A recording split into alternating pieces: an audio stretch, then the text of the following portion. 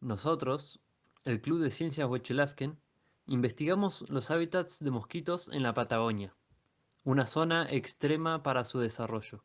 Nuestras preguntas de investigación fueron: ¿cuáles son las características físico-químicas del agua de los charcos y del río Chimehuín? ¿Por qué algunos charcos no tienen mosquitos? ¿Qué diferencias existen entre charcos con mosquitos y sin ellos? ¿Qué diferencias de macroinvertebrados se encuentran en el río Chimehuín y en los charcos con mosquitos? ¿Qué cambios ocurren a lo largo del verano en un charco con mosquitos?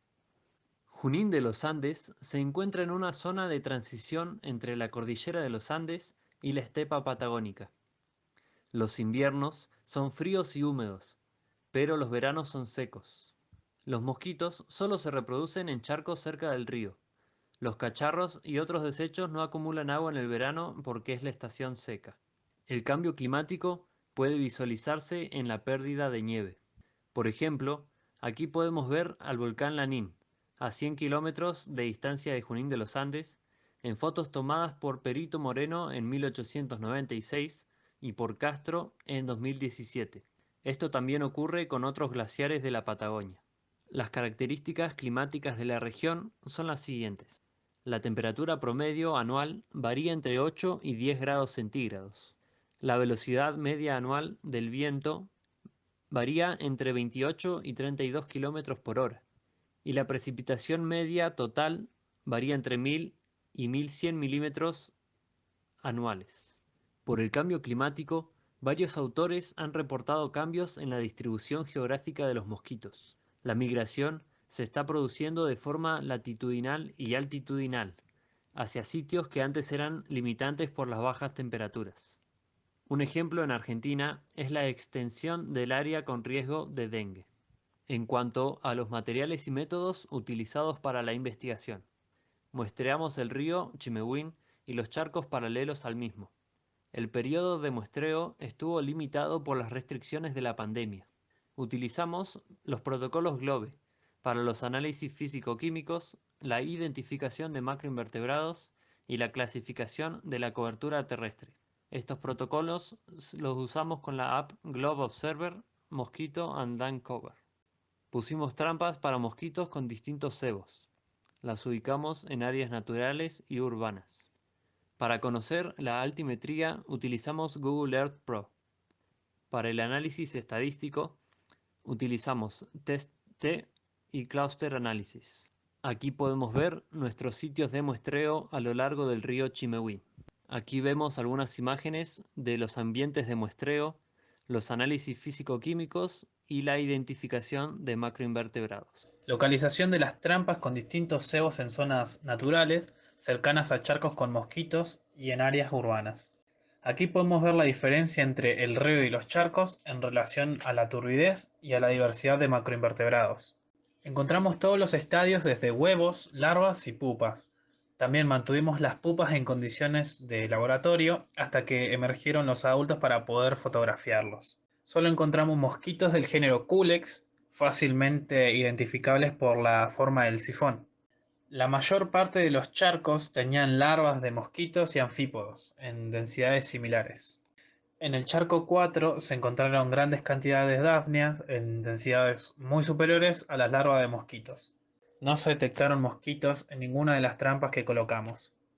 Los resultados de la cobertura terrestre alrededor del río solo estuvieron dominados por dos tipos por porcentajes similares. La cobertura del suelo en los charcos destaca la presencia de árboles con un alto porcentaje de sombra que reduce la evaporación y los cambios de temperatura. También hay un alto porcentaje de cobertura herbácea. Los resultados de la calidad del agua entre los charcos y el río tienen valores similares en temperatura, en pH y nitratos. Se encontraron diferencias muy significativas en el oxígeno disuelto. En los charcos, el nivel de oxígeno es muy bajo. También hubo diferencias significativas en la turbidez y la alcalinidad, que es mayor en los charcos que en el río. Aunque los valores de conductividad son más altos en los charcos, estas diferencias no fueron significativas, posiblemente porque tienen mucha variedad. El charco 2 no tenía mosquitos, se analizó la calidad del agua para comparar la calidad con los charcos de mosquitos. Las larvas de mosquitos solo se encontraron en charcos. En el río se encontró una mayor diversidad de macroinvertebrados acuáticos. En el charco 5 se encontraron excepcionalmente pocos mosquitos y otros macroinvertebrados, principalmente gasterópodos. El análisis de clúster permite comparar todos los sitios de muestreo y todas las variables, estableciendo similaridades cuando se agrupan a una distancia más corta formando un clúster y diferencias cuando las distancias de encadenamiento son mayores. Los sitios del río en el sitio 1, 5, 2 y 3 forman un grupo por similitudes en los valores de la calidad del agua, el tipo de macroinvertebrados y la cobertura del suelo. El sitio 4 del río se ubica después de la descarga de aguas residuales y tiene altos niveles de alcalinidad y conductividad, baja diversidad de macroinvertebrados, con predominio de gasterópodos. El charco 2 tenía conexión de agua del río y no tenía mosquitos. Su calidad de agua es intermedia entre el río y los charcos con mosquitos. El charco 5 con pocos mosquitos también fue atípico. No presentaba turbidez y alcalinidad, y los valores de conductividad eran menores que en el resto de los charcos con mosquitos. El análisis de variables, la temperatura, el pH, el oxígeno y los nitratos tienen similitudes. La alcalinidad, la turbidez y la conductividad tuvieron una mayor diversidad de valores. Los macroinvertebrados tienen similaridades entre sí, excepto los mosquitos con mucha variación entre los charcos. La cobertura del suelo forma dos grupos de similitudes, uno con cobertura de los charcos y el otro con la cobertura del río. El comportamiento de la variable de dosel es diferente a los demás grupos. En el verano 2021 registramos la reducción paulatina del charco 4 que nunca llegó a secarse. En este charco convivían grandes cantidades de dafnias con larvas y pupas de mosquitos. La temperatura y el pH tuvieron pocas variaciones. El oxígeno disuelto fue disminuyendo alcanzando valores muy bajos. La turbidez fue baja e incluso llegó a cero en algunos muestreos. La alcalinidad y conductividad estuvieron siempre altas. La población de larvas fue fluctuando a lo largo del tiempo. La cantidad de pupas fue disminuyendo al final del verano, quizás por esta razón el número de larvas aumentó en el último muestreo. La población de Daphnias tuvo altas densidades y fue muy variable, pero disminuyeron los adultos al final del verano. Al igual que en el charco 5, también se encontraron otros macroinvertebrados, aunque en cantidades muy bajas. En conclusión, en la región patagónica norte, las lluvias se concentran en el otoño e invierno y mientras que en la primavera comienzan a declinar y el verano es seco. En la temporada de reproducción coincide con el clima seco y hay muy pocos sitios para colocar huevos. El caudal del río disminuye a lo largo del verano, alcanzando sus mínimos a principios de otoño y deja algunos charcos temporales en sus márgenes. Por ser una zona de montaña con fuertes pendientes, el agua se escurre rápidamente y los charcos duran poco tiempo. Los charcos de mosquitos elegidos por los mosquitos para reproducirse se caracterizan por ser cerrados, efímeros, con alta turbidez, alcalinidad y conductividad. El contenido de oxígeno disuelto es muy bajo. En charcos con corriente de agua, aunque sea pequeña, no tienen mosquitos y su alcalinidad y turbidez y conductividad son ligeramente inferiores que en charcos de mosquitos.